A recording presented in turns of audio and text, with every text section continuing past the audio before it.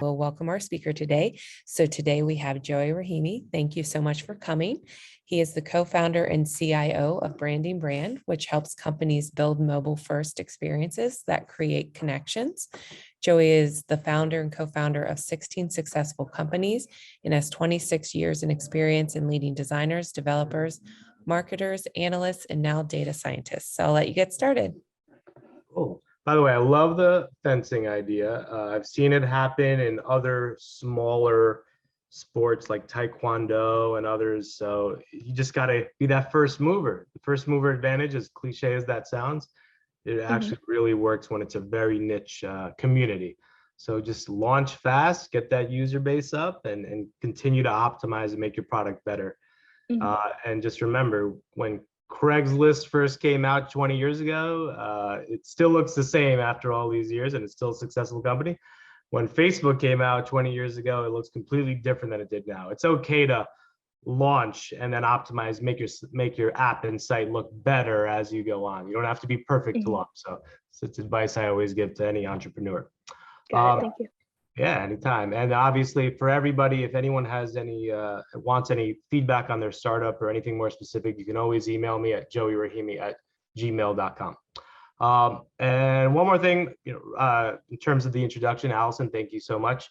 Right now, I'm a consultant and an investor, an angel investor. I own a company called Aiken House, which is just a venture studio. A venture studio is simply a place where entrepreneurs can come meet with me and I can help them get their idea off the ground, raise money, invest in them, but mostly just create an ecosystem of innovation, especially with Carnegie Mellon. I graduated from there in 2001, founded niche.com, co-founded it. And then after that, I co-founded Branding Brand. And since then, I've just been investing and helping startups found their business. So my focus is more on the idea stage, taking an idea and getting traction out of it so that you can eventually turn it into a sustainable business without having to raise money. But if you do need to raise money, I've raised a lot in my career and know the paths to go down that route. But I really value an entrepreneur that can bootstrap and not have to raise money and build a sustainable business off of that and not have to give up a lot of equity.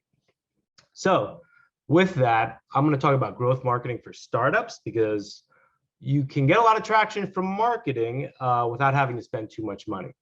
And with that traction, you could do so much with it. You could eventually launch your company without raising money or get some investors really excited because you have the traction. So I normally, whenever I do this, I always talk about growth marketing. I do this yearly, this presentation, and I have a different focus every time I speak about it. So I know the previous recordings have been on YouTube about other marketing tactics. This one's going to be a focus on SEO, search engine optimization, something I've been doing since 2001.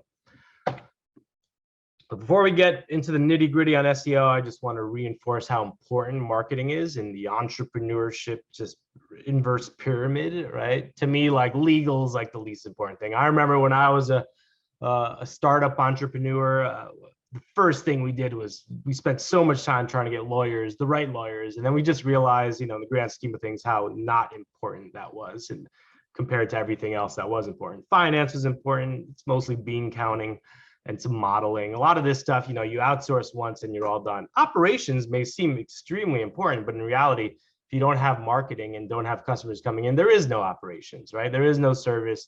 There's no sales if you don't have the hot leads coming in from a marketing perspective.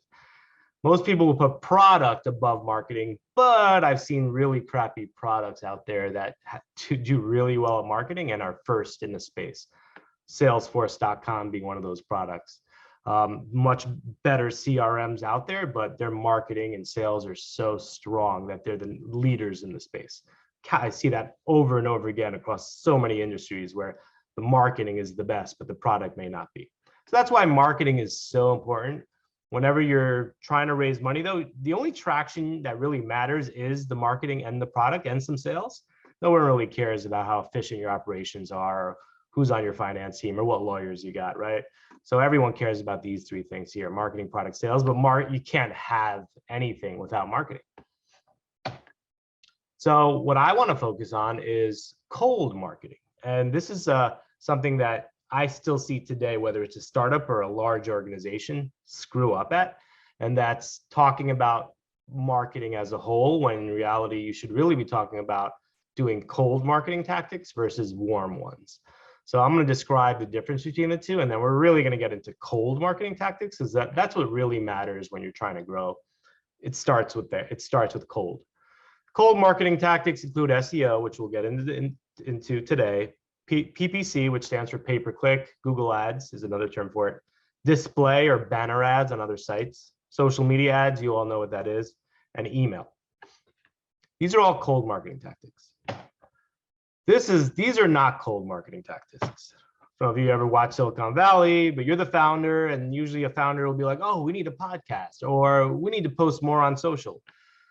I've seen this again from startups to large organizations. This is not cold marketing, and this doesn't make sense from a marketer's perspective. If you say we need a podcast, just because you launch a podcast tomorrow and slap in 10 episodes, doesn't mean anyone's going to find that. You may be able to rank for it in the podcast apps that are out there, but it's very unlikely. You need to promote that podcast, AKA cold marketing, right? Then you get those listeners, right? And then you get those subscribers, and then maybe they'll tell other people about it. And that's kind of cold, but not really. But in reality, you can't just start a podcast and expect people to start to listen to it. It's not cold marketing. It's more warming up your existing audience with more content. Same with social. If you set up an Instagram account tomorrow and start to post on it, no one's going to see it. Sure, you could use some hashtags and try to hack some hashtags, but no one's going to really see that either. You're shooting in the dark there. So that's why we don't call these cold marketing tactics, even though they're so common and everyone says, oh, got a new company, I'm going to start a podcast. It just doesn't work like that. No one's going to hear about the podcast. No one's going to follow you on social unless you do really, unless you get a little bit lucky. So they're not scalable cold marketing tactics. So if I look at the inverse funnel from cold, warm, hot, really hot, this is pretty much what it looks like. You need cold marketing tactics. You need to implement them in order to get website visitors, people that can potentially be interested in your podcast, people that might follow you on social. When they do follow you, they do subscribe, that's hot, right? You could market to them in your own way. And then when they're really hot, maybe be a customer, want them to buy more, you market to them in a specific way.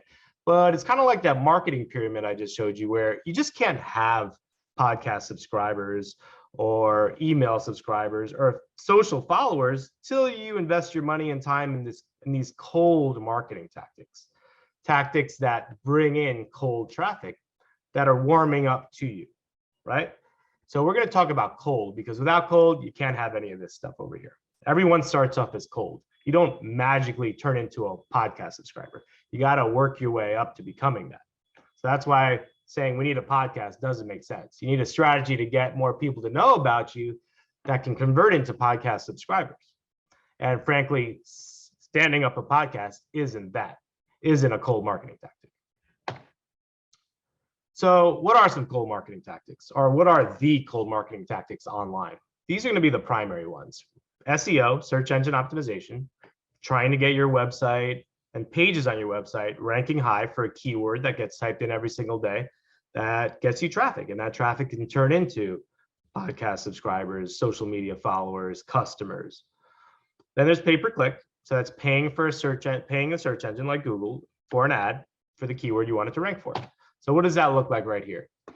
So here I typed in the words battery-powered toothbrush, right? If I look at these things here, these are ads. You pay Google for these ads and you show up right away or in a few hours, right? And you're paying Google normally per click for these.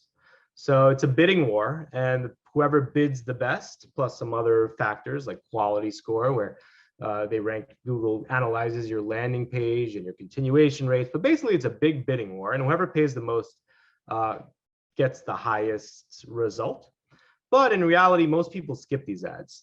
Maybe at most, an advertiser might get 6% of the market share, meaning if 100 people typed in battery-powered toothbrush in a day, which it's not, it's more than that, it's thousands. But if 100 type that in, maybe Oral-B here will get 6 of those clicks to click on this ad. And maybe they'll pay a couple of bucks per click, maybe more. And hopefully enough people will buy so that they make their money back on that ad. Or maybe they lose money on that ad, but the refills and the head replacements and the lifetime value of that customer ends up making them money. That's usually the case with pay-per-click advertising, with any advertising, is you have that repeat customer and that's where you make your money back. But then below that is the organic results. So this is paid. This happens instantly. You give Google your credit card, you give them a picture of your product and the details, and boom, you're on here. And if you bid enough, you might be in these top 5. If you don't bid that much and don't have a large budget, you might be when you click on this arrow, right? But on the organic level, Amazon right now ranks #1. Their Oral-B product ranks #1 for this battery-powered toothbrush. And around 40% of people will click on the top result. So imagine of 100 people typed in battery-powered toothbrush, 6 may click here, but 40 of them are clicking here. And guess what? This is free. You know, you're not paying Google for this. That's why SEO is so important, search engine optimization. We'll keep going though before we get into SEO, just to show you some other cold marketing tactics. Another one is display, putting your banners or ads on other people's website. And then there's social media ads, which we all know and love. So here's the example of Quip, battery-powered toothbrush. They're putting their banner ad on CNN, right? This is not that effective.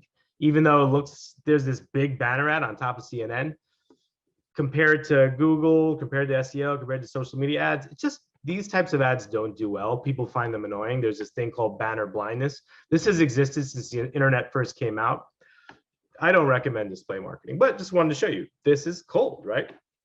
Put your credit card on file with Google, load up some pictures of your website or your app that you want to promote, and tell them where you want to put it, what websites you want to put it at. CNN has enough inventory in terms of impressions for them to display your ad, right? But there's going to be thousands of other ads where websites where your ad appears. So this is cold. No one's ever heard about you. They see your ad for the first time. Hopefully your ad is compelling enough for them to click, turn you into a potential podcast subscriber or a potential social media follower or a potential customer, right? But this is an example of a cold ad where they've never heard about you and you're putting your ad on another person's website. My favorite cold ads are social media ads. I love them because they look beautiful on your phone. This does not look beautiful on your phone. It never will. It's not even optimized your phone. It's a landscape ad when it should be portrait like this. So this is Quip's ad on mobile. There's more space, the visual's better, you've got more room, takes up 80% of your phone in most cases if done correctly. Beautiful cold ad. You target people that don't know who you are, right? You retarget people that do know who you are, but the majority of people will be people you don't know who you are, so you can bring them down that funnel and make them know about you. You can do it, you can spend 10 bucks a day, you can spend $1 a day, you can spend $1 million a day, right? Just like any ad network, Google as well, you could, whatever budget you have, you can spend it and you can reach people. The second you get your ad complete, you can launch this thing in minutes, right? And then what I really love about social is that comments happen. People can like this ad, people can have a discussion about this ad. You can't do that anywhere else. Can't do that on a TV ad, can't do that on a YouTube ad, you can't do that on a Google display ad. You can only do it on Facebook, Instagram, LinkedIn, wherever there's a social media network that has an ad component to it. There can be a discussion about your ad. And you've all done it before where you've seen an ad and then you just start to read the comments. And if the comments seem legitimate, it has some, brand advocates on the comments, the conversion rate of that ad goes up. So that's why I feel like social media ads are so powerful, and it's something you can launch right away. My last presentation was on social media ads, or at least covered it a lot more, but we're not going to cover that anymore on this presentation, unfortunately. But if you have questions, let me know. Because if you have money to spend, this is a great way to get cold traffic, to learn about your brand, to turn warm into whatever you want them to do. Another thing I really love about social media ads is they're shareable. How many times have you ever shared an ad with a friend on Instagram, or texted a friend an ad on Facebook? You can't do that with other ads, right? These ads, as long as you pay for them, live there forever. You could, if you don't want to spend more money on an ad, you could leave the budget at $1 a day, so it's spending very little, but still have that ad exist, so it could still be shared organically for free. So it's really an amazing concept. And when Facebook figured this out, 10 years ago, it saved their company. There no way they would have ever been profitable and as big as they are today if they didn't figure out how to do this, which seems so simple now, but over 10 years ago, this didn't exist. By the way, if you ever want to see a competitor's ads or another company's ads, just go to their Facebook page, type in Quip, for example, and then go to this thing here called Page Transparency. If you click on See All, you'll get to go to their ad library and see their ads that they're running right now. So just a little tip if you ever want to see what a competitor is doing right now on social. All right, and then the last cold marketing tactic is email. Now, I don't mean email newsletter, because they can't magically subscribe to your newsletter. They need to get to the place first, aka cold, to subscribe to your email newsletter, right? So email newsletter is just like podcasts, just like social media. They need to get there first, and to get there first, cold. So when I talk about email as a cold marketing tactic, I'm talking about one-to-one personalized cold emails. If you email a VC that you don't know, that's a cold email, right? Like, hey, you got to check out my pitch. Here it is. Can we hop on a call? That's a cold email. If you're doing B2B sales, you're emailing the company you want to target with your pitch, or hopefully they'll get on a call with you to listen to your pitch. That's a cold email. That's a one-to-one personalized email. You can't do cold email on a mass level. That's illegal. That's spam. But one-to-one, it's a gray area, and people do it all the time. Whether you're emailing a professor for the first time or you're emailing a company you want to do business with the first time, there's actually a big science behind this. It's not just throwing, spaghetti on the wall and seeing what sticks. It starts with contact mining the contacts you really want to go after, right? And getting their names and emails. Then writing that cold email that's very personalized to them. And then using tools such as Yesware or Gmass. These are tools that you could do it on a mass level. You can grab 100 contacts and put them into a segment and say, all right, these contacts care about this thing. I'm going to write my cold email that relates to that thing they care about. And then I'm going to use a tool like Yesware or Gmass to send them all an email at the same time, but it will come in an individual way. You can personalize their first name, personalize a sentence about them, right? You're just using a tool to send out that one-to-one email. I recommend either Yesware or Gmass. And then really, really learn the art of writing a cold email. There is a science behind it. If you Google how to write a cold email, you'll come across hundreds of articles about it, because, and you can see this one right here, 10 cold email examples read 500,000 times. Like, this is just one of 100 articles you can read to really learn the science. It's a very powerful cold marketing tactic. One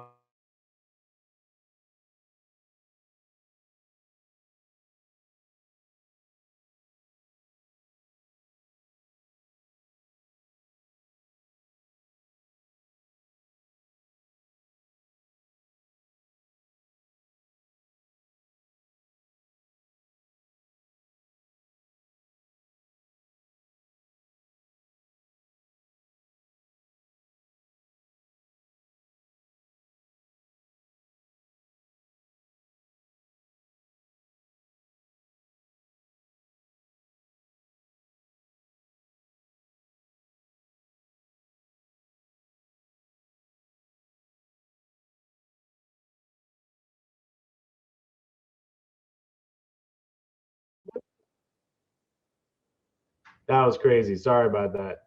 My computer crashed. I'm going to share, and so I jumped on my treadmill desk, but I'm going to share my other screen. I think. Yeah, let me make you a co-host again real quick. Find you. All right, there you go. Don't upgrade to Windows 12. I'll tell you that right now. All right, here we go. Go back. Oh no, spoiler alert. Sorry. All right, so again, I really love cold emails. There's a whole science around it. It's very cheap. One of my entrepreneurs that I mentored many years ago, he email spammed Mark Cuban, ended up getting $1 million from him. So by email spam, I mean sending a cold email to him. So it works. It's great for raising money. It's great for getting B2B sales. But again, there's a big science around it. So research it really well before jumping into it. Again, these are not cold marketing tactics. Email newsletters, podcasts, YouTube channel, social media posting, webinars, any of that stuff. You need people that already know who you are, that are already in your ecosystem that you can promote this to. Now, I have blog articles here because most people, when they write blogs, they're not really using blog articles as a cold tactic, but it's one of my favorite cold tactics. So blog articles, unless SEO driven. Now, remember, this is all bait you can use for cold marketing. You can make a YouTube video and then put it on a social media ad and promote and spend money bringing people to that video or that podcast. So it's good bait, but it's not the cold marketing tactic. It's a warm marketing tactic, right? But it also can be used as bait for any marketing tactic, right? All right, so SEO I love, but takes a long time. PPC, it's okay. It's expensive. So you got to be pretty sophisticated to figure out the PPC game. So I wouldn't recommend it for a startup if you're jumping into the marketing world. Display, I hate, waste of money. Stay away from that. Probably forever. I don't think it'll ever work. I've done it on even, I mean, any site you go on, you see display ads, but these big brands are just wasting a lot of money. Social media ads, I love. They're expensive, but you can get immediate results from them and learn a lot. And then email, cheap, it's pretty much free. Cold email, it's just your time. It's immediate, and you have to have really good contact mining in order for it to work. All right, so remember, we're going to talk about cold. People that have never heard of you, because if you can't reach people that have never heard of you, they'll never be able to hear of you and go down this funnel of warm, hot, really hot. Warm would be a social media follower. Hot would be a purchaser. Really hot would be a repeat purchaser, right? Those are all different segments you can market to. All right, here's a cool graph that I like. PPC versus social media and PR, and then content and SEO.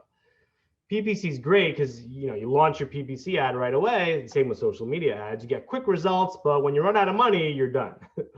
With social media, it takes a while. You got to build up the following. You got to post and partner with others. It's a lot of work, but it gets you a lot of traffic, and it's something that'll always grow in the long run that you'll always nurture. But what I love about content and SEO, writing blog articles for the sake of ranking high on Google, is this exponential curve that years down the line, you're very happy that you did, because you're generating recurring organic free traffic for a very, very long time. I'm going to explain how to get that and how you could start now. So if you Google search engine optimization on the internet, if you Google it, the internet makes it seem very complicated. That's the issue that most people have, is they're like, oh, I want to rank high. Okay, I Google SEO, how to do SEO. And then when you start to read all the content about it, it's a mess. It is not well organized. It is vague, makes it seem like it's just hacking, and it's not. This has been like this for over 20 years at this point. And what I'm going to do is try to simplify an SEO tactic that is the most powerful SEO tactic out there. So the first thing you got to understand is Google has changed its algorithm over the past few years on how they rank. And they've publicly told us that they're calling it the EAT update on the algorithm. And EAT stands for expert, authority, and trust. Expertise, authority, and trust. So basically, Google will rank your website as long as you display on your website expertise about the subject that your website covers, as long as you show authority, and as long as you are trusted. So there's many ways to show these three things to Google so that you can rank higher. So normally expertise comes around you putting out content on whatever it is your website's talking about. Authority is other people like that content, so they're linking to you and talking about you online. So that's how you generate authority. It's like a popularity contest. And then trust. There are things you can do to gain trust, like not try to hack the system, show transparency, show who you are, and not hide behind your brand or your website. So what I love about doing search engine optimization is that you don't have to go after keywords that are the most competitive. So I did have an example here. Dresses, like going after the term dresses to rank high for that, it's impossible. Going after the term red dresses, it's a little bit easier.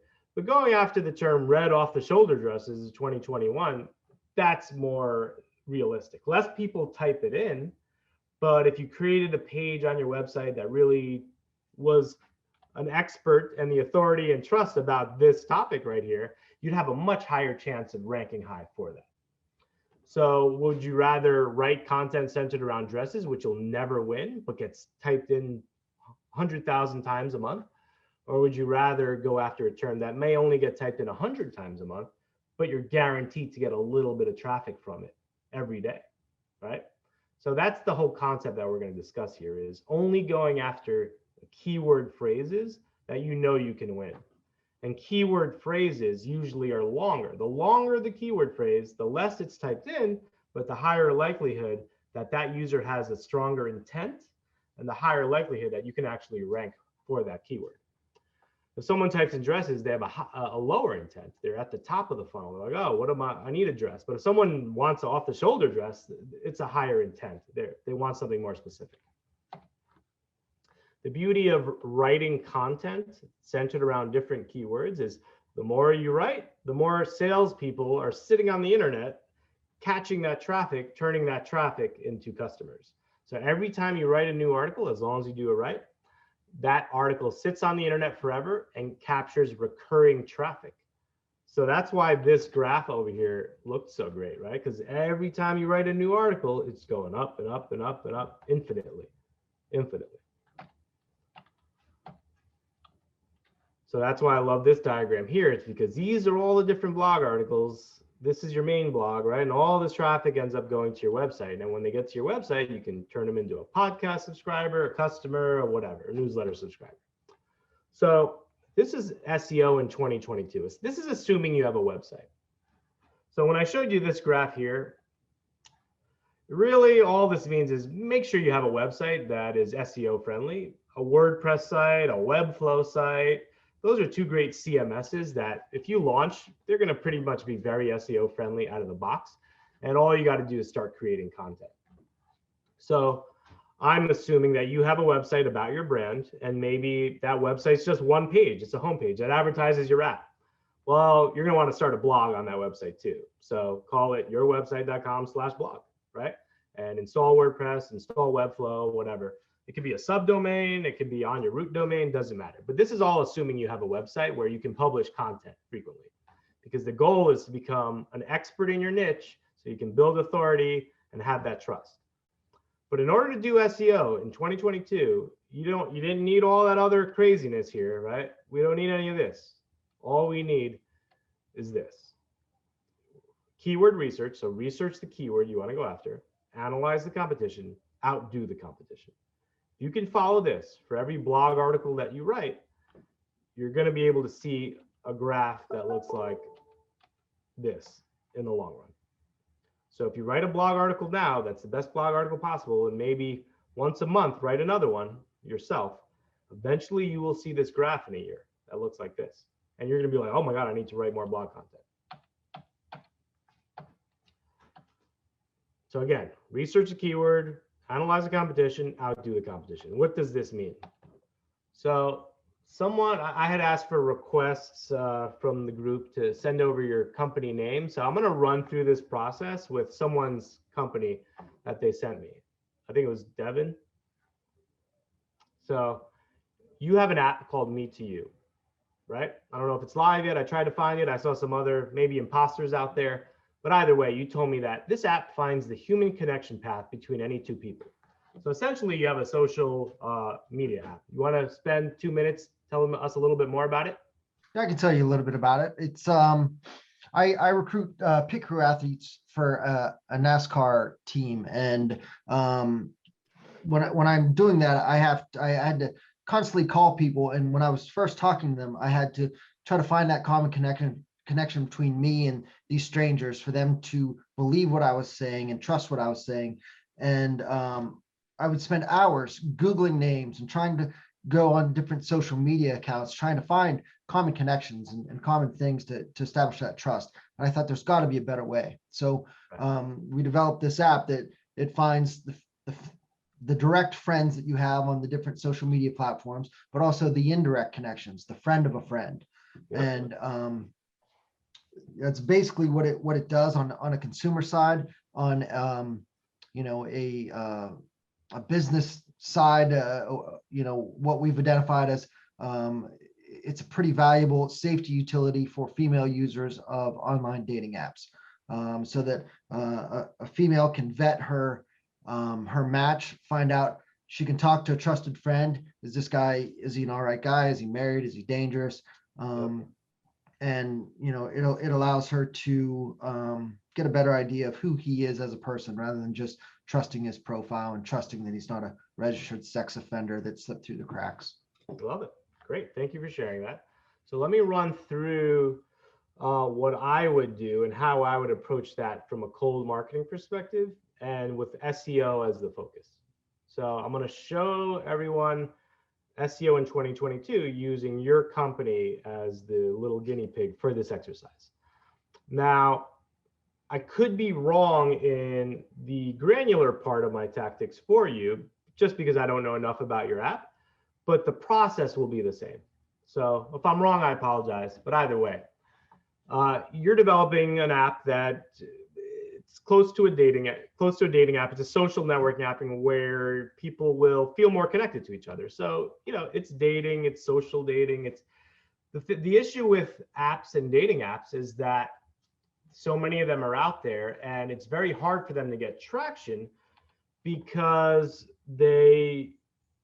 unless you have a large community already on the app, people are going to come to the app and be like, oh, there's nobody on this app, right?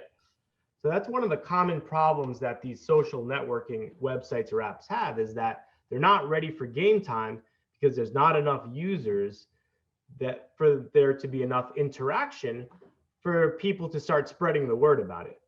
The reason Tinder blew up is not because it magically everyone loved it, because imagine the first few users on Tinder, there was no one to swipe through, right? The reason why Tinder blew up is because they had enough users using the app that everyone, and it was such a cool idea that it grew organically. None of us here Googled something and then a Tinder ad came up, right? A friend told us about Tinder and that was it. That was how they spread. But how did they get to that point? We don't know. You'd have to probably research their story, but it was probably social media ads. It wasn't SEO. But at the end of the day, they needed a cold tactic to get user focus. They probably focus on a specific city, because if they just did cold ads across the entire US, they would have been very spread too thin. So if we were to log in Pittsburgh, Pittsburgh would have been dead. Collectively, they could have had 1 million users, but low engagement because all the cities were too thin. So Tinder might have, if they were smart, they might have focused on individual cities and really got them concentrated and went city by city so that they can build that concentration. Either way, it's really hard to grow a social media app because you have to spend a lot of money so that when the user gets there, it's already happening, right? So my tactic is, well, how do you get users to come in via cold marketing that you could eventually promote into the app? So instead of sending traffic right to the app where they'll probably leave because there's not enough users, my advice is to send them to a website first. And how are we going to send them to a website? Via blog content. So build content, slowly build readers and subscribers to your content. When your app is ready for prime time, meaning it's perfect, you can start to convert those users that are reading your blogs every single day into app subscribers, and then spend some money on app ads, and then spend some money on other things to try and get that subscriber base really high. If it doesn't matter where they are regionally, your app users, and as long as they have an interest in this certain thing, then that's great, because you could write about that certain thing on your website and build that readership base. And then when your app's ready for prime time, you can say, oh, I'm getting 10,000 people a day reading about my niche, right? Let me start to promote my app really hard there so that I can turn those users into the app subscribers. And then your engagement strategy on the app, that's a whole nother marketing tactic that we're not discussing here. And that's really hard because you don't want to lose that user once they've downloaded the app. But again, you can't have app downloaders till they've learned about you from one way or another. And I'm going to talk about how content can eventually get you there. So again, research the keyword, analyze the competition, outdo the competition. So what does research the keyword mean? I like to use a keyword tool called the Google Ads keyword tool. It's free. They do make you put a credit card on file, but you don't have to spend any money. So if you want to hack to use the Google AdWords tool, go to Google Ads. It's going to make you create a campaign. Just create whatever, pause the campaign, put your credit card on file, don't spend a dime, and then you have access to the most amazing SEO tool on the planet. So when I say research the keyword, every blog article has a different keyword you're going after. That's how it works. I was assuming, okay, you have like this social media app that helps you find friends. So I immediately said, all right, I'm going to go type in how to make friends on the Google keyword tool and see what comes up. Because they'll give you the search volume monthly for that keyword. And then they'll give you all thousands of other keywords that you could go after and potentially write a blog specific for each one of these keywords. You could write a long blog about how to make friends. You could write a blog about how to make friends as an adult. You could write a blog about how to make your friend list private on Facebook, right? Either way, you're writing about the niche. You're becoming an expert about the niche. Again, this is assuming your app is satisfying the how to make friends, right, question, which it may or may not be. It sounds like a little more niche than that, right? So I feel like I'm off, but I feel like you could still understand the concept here, right? Type in the keywords on this tool that you think people will be typing in to find something like you, and go see if there's a search demand for it. And whether that monthly search demand is 33,000 people a month, which is absurdly high, or whether that search demand is 20 people a month, I don't care. There's a demand, right? If you write a blog article about it, there's a likelihood that you could capture some of that recurring monthly traffic forever, right? And the beauty of a blog is you can go back to it later and update it, add more images to it, and do whatever you want to it. It's this living, breathing thing, capturing people every day that you can update and eventually rank higher and higher and higher. So again, find the keywords. This is an infinite task. You'll never stop finding keywords to write about. So it sounds very easy. Oh my God, all I got to do is find the keyword. It's got a demand, go write an article. It's not easy, right? That part was easy, but this part is a little bit harder. So then you got to analyze the competition. Find the keyword, analyze the competition, outdo the competition. Those are the 3 steps for SEO in 2022. So what does analyze the competition mean? It's really easy. Go look at the top 3 results. Here it is for how to make friends. This one right here, personalexcellence.co, WikiHow, and then there's a third one over here, right? Then ask yourself, when you click on these 3 results and you read them inside out, ask yourself, can you write a better article than one of them? Because I want you to rank 1 through 3. And if you want to rank on the first page of Google, which is still fine, you still may get a little bit of traffic at the bottom of page 1, I'll go analyze all 10 pages. But you got to analyze them and ask yourself, can you write a better article? I guarantee you in this day and age, if you want to show up on page 1 of Google, a top 10 result, 99 times out of 100, you can always write a better article than what's out there. The internet's trash. Most of the content on the internet's trash. Very little content is actually good, and that little content is usually ranked 1 through 3 on Google. So if you can write a better article than the competition on the first page, write it. And if you can't, if you're like, oh no, every article on here is really good, I cannot do better, skip it. So if you Google how to make friends and every single article on Google, in the top 10 of Google is better than what you think you do, don't write it, skip it. Because there's no point, unless you're becoming the expert at the topic and can build authority and earn people's trust, there's no point in writing about that thing, about that topic. All right, so what makes a great blog, right? You've identified, you looked at this article, right? And you're like, all right, this is a good article, but I know I can do so much better. And you should do so much better, but you have to follow the guidelines of writing a good blog. So what are the guidelines? Humans love listicles, right? But the listicles have to be exposés, not like quick listicles, call it a day. They really have to be well thought out and well written and clear. And it's okay to have a listicle.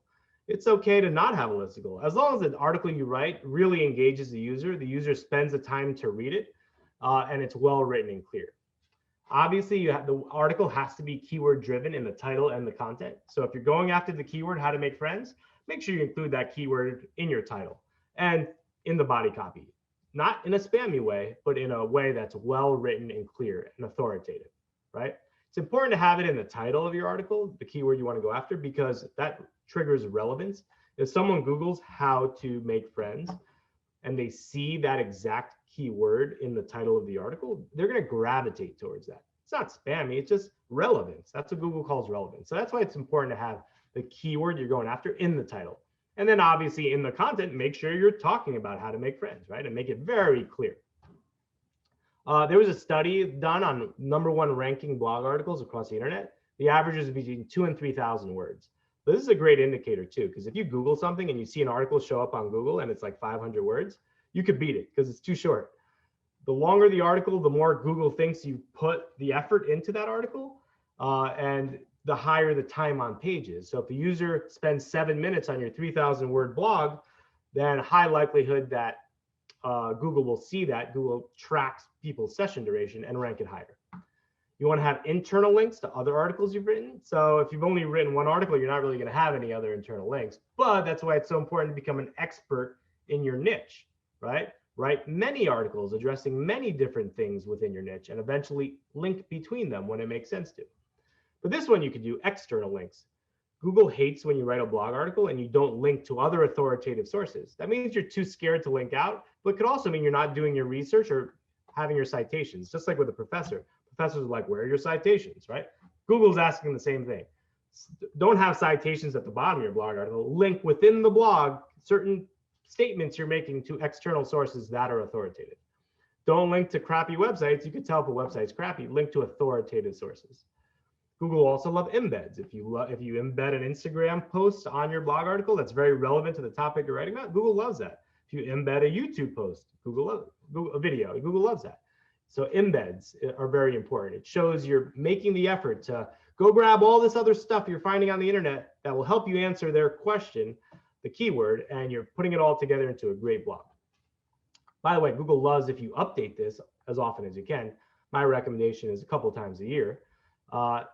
Including images with alt text. So just make sure you tag the images with text so that a blind person can read those images. Google is very into, as they should, into ADA compliance, which means ensuring that your copy and images are readable by a scanner that blind people use. And then diagrams with alt text as well. So don't just, I call this word vomit. Don't just slap together 3,000 words of word vomit. Make sure you have not only images, but diagrams that support what you're trying to say. Make it visual for people. That's why you're including embeds to videos, embeds to Instagram posts, diagrams that you probably create or that you can reference on the web. But it's very important to make this a very complete article, not with just text, but diagrams, images, embeds. And then this is a new one. So remember, trust, the new EAT algorithm. The author profile is critical. So many bloggers out there live behind their monitor. You have to put yourself out there. Ever since the whole voting scandals and Trump ads on Facebook, Google and Facebook want a paper trail of who wrote this thing, who are they, can I identify them on the internet, is that person trustworthy? So having your author profile with a link to your bio, with links to your social, all part of the puzzle right now for Google to rank you higher. So when you're analyzing your competition, take these things right here and use that as analysis, which I'm going to do right now for 10 tips to make friends. This is the #1 search result on Google. Remember, this term gets typed in 33,000 times a month. 40% of that is 14,000. So 14,000 people are going to this page every day. I'm sorry, every month. And these people are promoting stuff, right? They got some banner ads here they make money off of. They got a download a free ebook here. So what is it about this article that makes it good and bad? One, it's 3,000 words. I did a word count. I copy and pasted it. It's 3,000 words. This is a long article. There's no design. There's one little hero image, 10 tips to make friends. That's cute. But when you scroll down, it's all word vomit. 3,000 words of a word dump. Sure, they've broken it down and made it a little bit easier to read and add bullets and bolded stuff, but there's zero design. There's no infographics, there's no diagrams, there are no other visuals, right? there's not many external links. I only found one, so that's bad. That's a red flag. That means they're just, again, word vomit. They're not citing sources, citing studies that prove this is how you make new friends, right? They have an author bio. They do have this big blog called Personal Excellence that gives them authority. They've written tons, hundreds and hundreds of articles, maybe thousands, on things related to personal excellence, like how to make friends, right? So that really helps them. The more you write, the better you'll rank, as long as it's long, it's well thought out, as long as you follow these things here. So if you can write one of these, you might end up ranking, right? But if you can write 10 of these over the course of the year, you'll start to see that traffic. As the years go by, it turns into more than 10 to hundreds, and all of a sudden you have this immense amount of traffic coming in where you can do a lot with that traffic. You can make money off of it by placing ads. You can promote your product with it, so many things. All right, so strategy is write more content that wins more keywords, grab that recurring traffic. This is for the Me to You app, right? And then convert that traffic into app downloads when you're ready. So Devin, if you wrote an article per month or more, you know, you hired a writer and paid a freelance writer to help you, and you found all these different keywords you could write about, eventually they would all rank. You'd be getting this recurring stream of traffic. And then you could place banner ads or pop-ups or whatever on your website that promote your app. And you could start to get those app users. I don't think that would be enough for you to build a really strong base, but it's something that you're going to always have. And that's going to be this recurring stream of traffic that you might as well do it. What I think you're going to need for your app is ads when you're truly ready and in a concentrated fashion. Like if region doesn't matter to you, then that's good. If it's just the niche of, I think you had talked about gamers. So if it's just gamers, try to identify, gamers is very broad nowadays, but if you can go even more niche, that way, if you can get 1,000 people on your app using it, and those 1,000 people all actually have great interactions with each other, game over. They're going to spread the word. Everyone's going to know about it. So it's very important for you to just make sure that you have a concentrated niche that will use your app and enjoy it and spread it, just like Tinder got spread, right? But in parallel, you could still write lots of blog content that targets users in your niche to get this free traffic, just like that graph, that turns into app subscribers. Or you can make your money back by throwing up gaming ads or whatever type of ads you want to put on your blog, because it'll get so much recurring traffic. So again, this is what this ends up looking like. You write all these blog articles, you get all this traffic reading it every single day because of that recurring nature of the keyword. Some of those visitors turn into people that are app downloaders, right? So it's the same thing as cold here on the left. The tactic is blog articles. And then when they get to the app, that's when you can start to do things like follow me on social, listen to my podcast, supplemental marketing tactics that keep them engaged to using your app. All right, so that's it. I think we only have 9 minutes. If anyone has another company they want to share or any questions, now's the time. If not, you can always email me at joeyrahimi@gmail.com and we can continue the discussion there.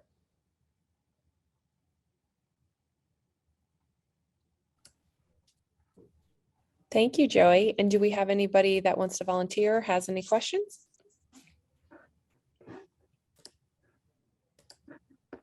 Thanks, Joey. Appreciate it. All right, thanks everyone. Looking forward to hearing from some of you. Take care. All right, thank you. And I will Thank you. end the meeting for all. Bye.